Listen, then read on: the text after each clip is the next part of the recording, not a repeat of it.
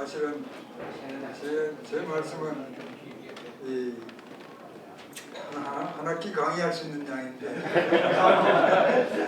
제가 그걸 뭐 10분에 집에서 하니까 사실 별로 할 게 별로 하다 보면 논리적으로 굉장히 피하기 있었고 그래서 좀 걱정이 됩니다. 어쨌든 이 민족 대찬이라는 이 장난호를 만드시느라고 우리 회장님을 비롯해서 여러분들 참 수고 많이 하셨습니다. 저는 이런 발상을 하는 것 자체가 저는 대단하다고 생각합니다. 이게 아무나 생각할 수 없는 발상인데, 그래서 역사를 새로 쓰겠다, 그동안에 제대로 기록되지 않은 역사를 새로 쓰겠다 하는 그런 의미에서 굉장히 중요한 획을 그었다고 생각을 합니다.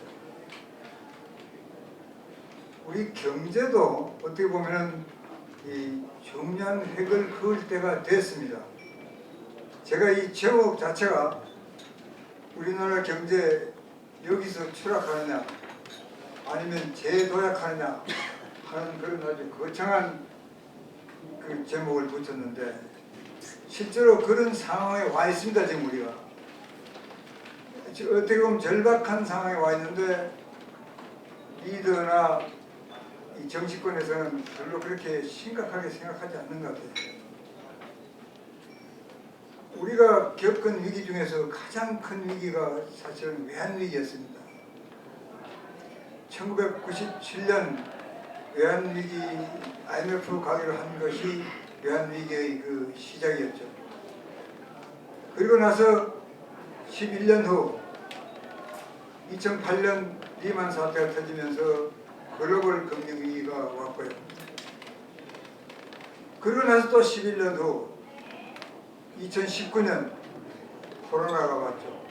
그러니까 거의 10년 단위로 지금 이 경제 위기가 계속 오고 있는 겁니다. 물론 외환위기는 글로벌 위기는 아니고 아시아 위기고 또 한국의 위기였습니다. 그러나 뒤에 둘 글로벌 금융위기나 코로나 위기는 그야말로 세계적인 위기였죠. 그런데 이런 위기를 겪으면서 우리가 엄청나게 교훈도 받았고 또 고생도 많이 했습니다. 제가 일일이 지금 다 말씀드릴 수가 없어서 그런데 나중에 기회가 되면 자세히 말씀드리겠습니다만, 어떤 외환위기 때 몇 가지 예를 들어보겠습니다. 30대 대일 기업 중에서 13개 기업이 법정관리 또는 워크아웃 이런 형태로 무너졌습니다.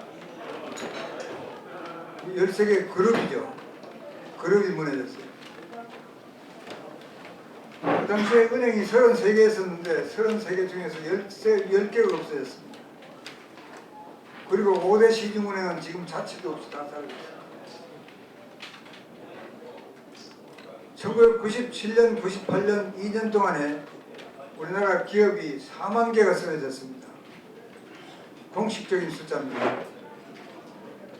지금 근래에 몇 개가 쓰러지냐 합니까? 작년도에 166개가 쓰러졌어요. 그러면 1년에 2만 개가 쓰러졌는데 지금 166개라면은 100배도 넘습니다. 1년에. 그렇게 쓰러졌어요. 그 당시에 환율이 한 890원 정도 갔었어요. 그 전에. 그때 1960원까지 올라갔습니다. 금리가 12% 정도였었는데 32%까지 올라갔어요.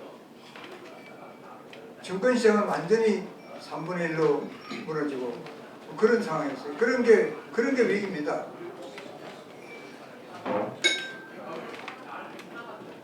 근데 그럼 지금은 어떠냐? 제가 아주 간략하게 요약해서 말씀을 드리겠습니다. 원래 이제 그 외환위기에 대해서도 얘기할 게 참 많은데 시간이 없으니까 말씀드릴 수 없고, 지금은 그럼 어떤 상황이냐? 여러분들 그 해외여행 나가보면 우리나라 위상이 엄청나게 높아졌어요. 우리말 한마디 안녕하십니까 하는 거는 거의 다 합니다. 밖에 나오면. 그럴 정도로 우리나라를 코리아에 대해서 엄청난 그 인지도를 가지고 있습니다. 과거에는 형편없는 나라로 생각했었는데 그거는 그만큼 그동안 우리가 선진국으로 어떻게 보면 진입했기 때문입니다. 그만큼 노력해서 1962년에 박정희 대통령 시절에 경제개발 5개년 계획을 처음으로 시작했어요. 그 이후에 우리가 괄목할 만한 성장을 했습니다. 외환위기가 나던 1997년까지 35년간 연평균 8% 이상 성장을 했어요. 세계 역사에 유례없는 성장입니다. 그렇게 해서 어쨌든 이렇게 그 선진국을 만들어 놨어요. 그러니까 산업도 보면은 조선산업 같은 거 세계 1등이죠. 반도체도 한때는 좋았는데 지금은 이제 걱정을 많이 하고 있죠. 2차 전지 그것도 거의 세계 1등이었는데 지금은 중국이 완전히 휩쓸고 있죠. 예를 들어 무슨 그 로봇이라든가 드론이라든가 양자 컴퓨터 이런 부분 지금 그런 부분에 우리가 한대로 꽤 앞서갔었는데 지금은 세계 1등은 하나도 없습니다. 세계 1등은 대부분이 중국이 가지고 있고요. 나머지를 미국이 가지고 있고 그리고 나머지 나라는 1등이 하나도 없어요. 우리나라를 포함해서.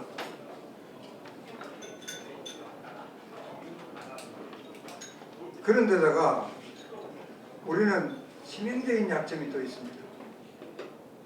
우선 정치가 엉망이잖아요. 그동안에 보십시오. 정부가 일을 못하게 만들었잖아요.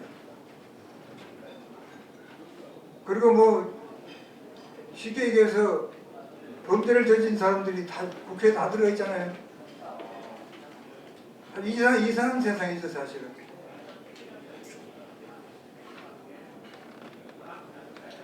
그러니까 그것만 하면 괜찮은데 정치가 갈등을 엄청나게 일으키고 있어요.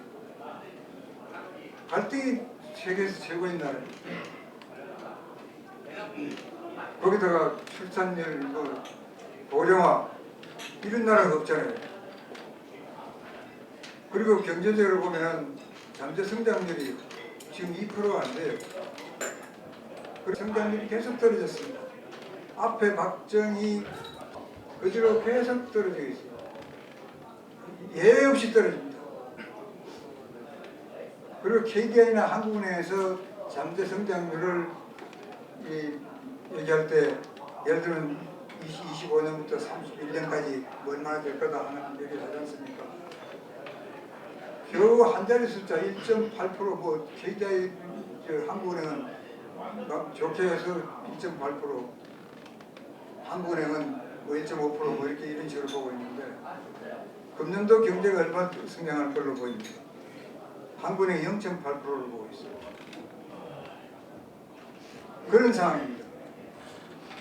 그리고 이 노동 생산성이 예를 들어서 아일랜드가 세계 최고인데 아일랜드가 1인당 GDP가 얼마인지 압니까? 10만 불이 넘습니다. 영국의 배가 됩니다. 그건 다 비결인데 그런 얘기를 다 하려면 엄청나게 시간이 많이 걸리기 때문에 다 할 수가 없고 우리가 그런 나라를 본받아야 되는데 전혀 거꾸로 가고 있어요 지금. 그래서 우리가 살 길이 뭐냐 그러면은 살 길은 다른 게 없어요. 기술입니다. 기술 혁신입니다. 그러니까 미래 산업들 있잖아요. 거기서 그래도 1등 하는 게 나와야 돼요. 특히 AI 같은 거 많이 뒤쳐져 있는데 거기서 따라잡지 못하면 우리는 갑니다. 제가 볼 때는. 성장률 미국보다 훨씬 떨어지죠. 미국 과거에 작년도 2.8%, 그전에 2.9% 이런 식으로 3% 가까이 성장하고 있는데 우리는 1.몇% 하는 게 고작 잘해봐야 1.몇%라고요. 그런 의미에서 보면은 기술 혁신을 하지 않고는 앞으로 그 따라잡기는 걸렸다. 근데 그 기술 혁신은 어떠냐? 이미 뒤쳐져 있으니까, 뒤쳐져 있다면 어떻게 되겠습니까? 반민이 그냥 발벗고 나서야 될 거 아니에요. 기업 혼자서도 안 됩니다. 이런